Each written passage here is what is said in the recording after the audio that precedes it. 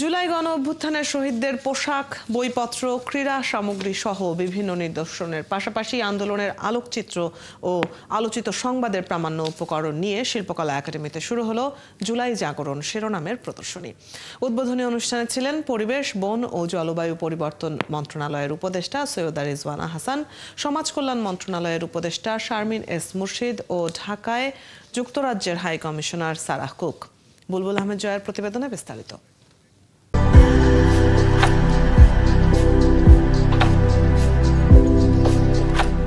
17 বছরের শাফিক উদ্দিন আহমেদ আহনাফ রাজধানীর বিএফ শাহিন কলেজের এইচএসসি পরীক্ষার্থী ছিল। নিজে রচনা করে গিটার বাজিয়ে গান গাইত আহনাফ। ইচ্ছা ছিল সেই গান সবাইকে শোনাবে, কিন্তু 4 আগস্ট কোটা সংস্কার আন্দোলনে রাজধানীর মিরপুর 10 নম্বরে পুলিশের বুলেটে কেড়ে নেয় সে স্বপ্ন। কালার এক্সপার্ট, জর্জ স্যাপ এবং মাইল্ড অন হ্যান্ডস টেকনোলজি সমৃদ্ধ অরিক্স ক্রিস্টাল ওয়াশ আপনার লন্ড্রি এক্সপার্ট। আহনাফ এখন শুধু স্মৃতি।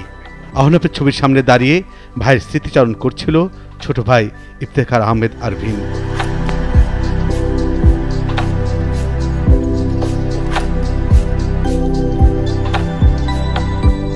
ভাইয়ের ছবি যেন আরভিনকে মনে করিয়ে দিল সেসব দিনের কথা, যখন আহনাফ পরিবারের সদস্যদের বলতো বড় হয়ে এমন কিছু করবে যার জন্য তারা সবাই গর্ব করবে।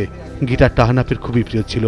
ছোট ভাই আরভিনকে আহনাফ বলেছিল সে তার সবচেয়ে প্রিয় গিটারটি তাকে দিয়ে দেবে, কিন্তু গিটার পরে থাকলেও নেই আহনাফ। শিল্পকলা একাডেমির জুলাই জাগরণ শিরোনামের প্রদর্শনীতে সেই গিটার স্মৃতিকাতর করেছে আরভিনকে। আন্দোলনের থেকে যখন চলে যায় তখন মনে হয় যে আসলে সবই হারাই ফেলছি। একমাত্র ভাইয়াকে যারা বোঝা যায় যে কেমন লাগে সবাইকে দেখে যে সবার ভাই বোন আছে। আগে আমরা দুজনই নামাজে যেতাম, এখন নামাজেও যেতে পারি না দুইজন।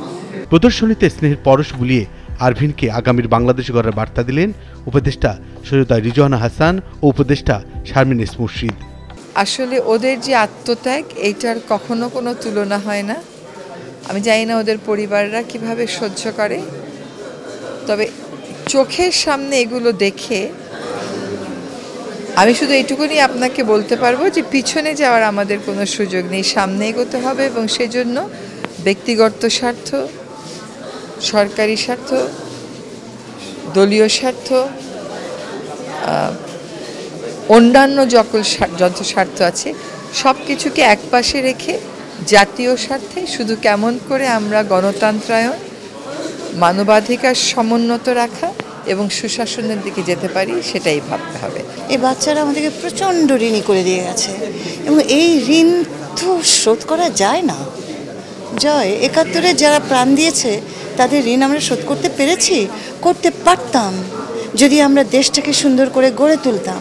শহীদ আহনাফের মতো প্রদর্শনীতে রয়েছে জুলাই গণ অভ্যুত্থানের শহীদ মাহমুদুর রহমান সৈকত, শহীদ নাইমা সুলতানা, শহীদ আবু সাঈদ, শহীদ মীর মাহফুজুর রহমান মুগ্ধ ও শিশু জাবির ইব্রাহিমের ব্যবহৃত পোশাক, বইপত্র, ক্রীড়া সামগ্রী সহ বিভিন্ন নিদর্শন।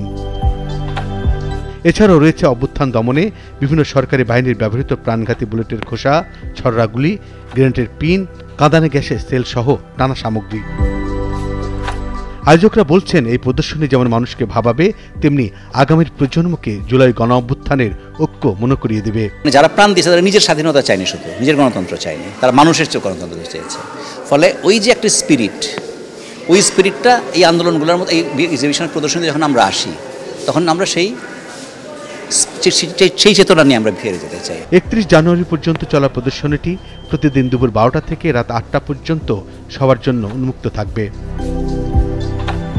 বুলবুল আহমেদ জয়, 71, ঢাকা।